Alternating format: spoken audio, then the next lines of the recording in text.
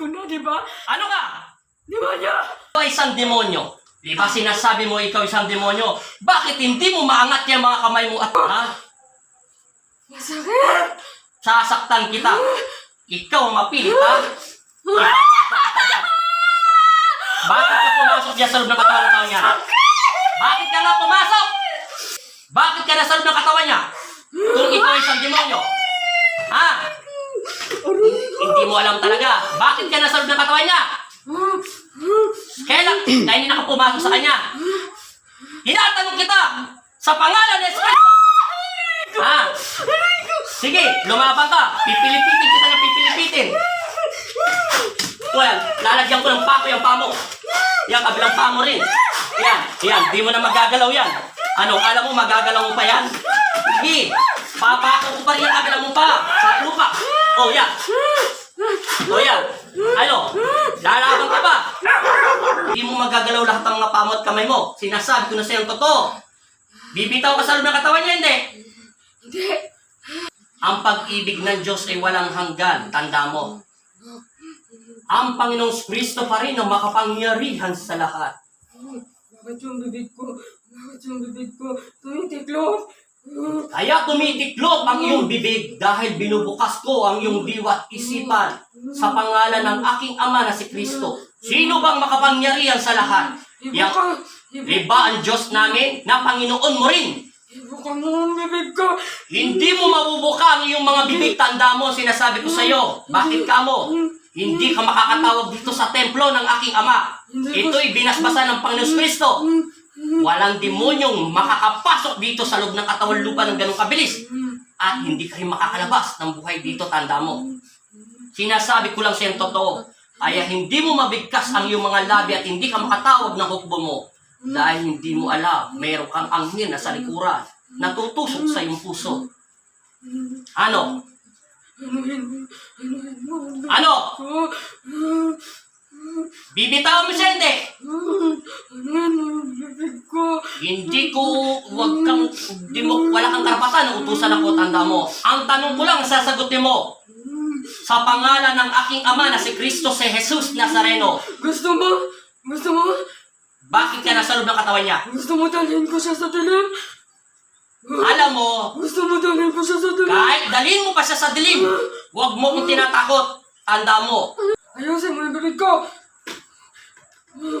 Bakit hindi ka makapagsalita? Hindi mo ko magsalita mo ayos. Alam mo kaya hindi ka makapagsalita maayos? Dahil sa kwintas ng mahal na ina, ibinigay sa akin yan para isukot sa mga taong hindi marunong tumawag sa kanyang anak. Papahirapan ko siya. Gusto mo? Eh di pahirapan mo siya, mapahirapan din kita. Eh kung di, bakit hindi ka makagalaw dyan sa pwesto mo kung malakas ka? Alam ko hindi ka kakalas dyan ng ganong kabilis. Dahil sinasabi ng anghel ng Panginoon Kristo, yung kaharap mo ay isang demonyo, hindi siya makikinig sa'yo. Ako nakaalis dito. Manda ka. Bakit papatayin mo ako? Alam mo, Ako nakagalaw dito. hindi ka naman makakagalaw basta-basta dyan eh. Alam mo, kung ibang manggagamot, na yung aminin ko yung baguhan ako, matatakot ako sa'yo. Pero wala nang takot ang puso ko. Umanda ka ngayon, tawa-tawa ka ha. Palito lang ang gagamitin ko sa'yo. Mumanda ka ngayon. Pasintabi po, Panginoong Hesus, Amang Nazareno.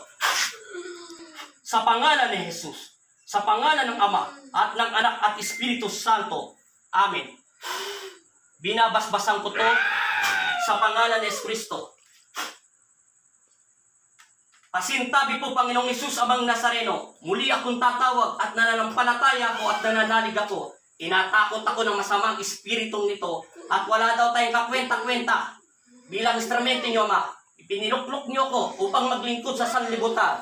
Ngayon, hinihiram ko ang lahat ng kapangyarihan ko sa aking puso at bindulay ng aking Ama sa pangalan ng Ama at ng Anak at Espiritu Santo. Amen. Kasi talas to ng iyak. Umanda ka na sa pangalan ng Ama at ng Anak at Espiritu Santo. Amen.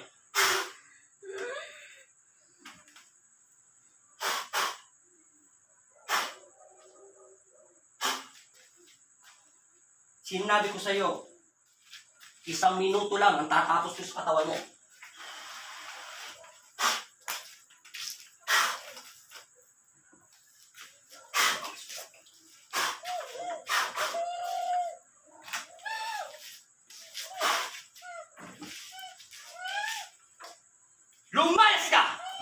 masamang espiritu sa loob ng katawan ng taong ito, manahimik ka sa pangalan ni Jesus. Amen.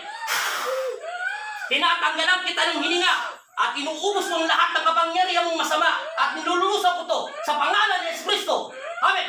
Ama Jesus, Amang Nazareno, kami ang iyong mga anak.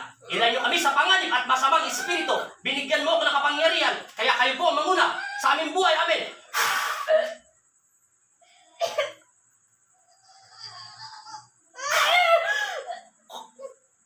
Ama Jesus, Amang Nazareno, bigyan mo ako ng kapangyarihan na makapagpagaling ng may karamdaman. Salamat po sa pinagkaloob mo sa akin. Amen.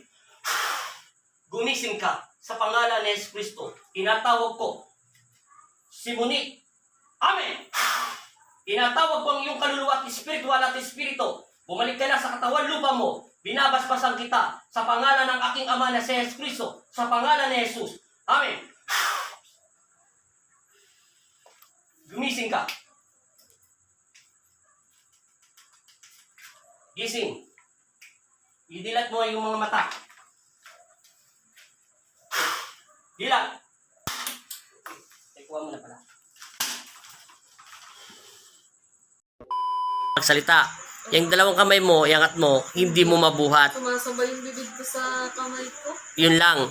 Yun lang naramdam mo, ay yun lang naalala mo at saka nasa madilim ka lang. Tapos merong... Mukhang maitim Oo. na nakakatakot. Yun lang naalala mo. Yung pagkatapos bago ka gamutin ng Diyos. Okay lang yan. Basta't lagi ka lang magdasal.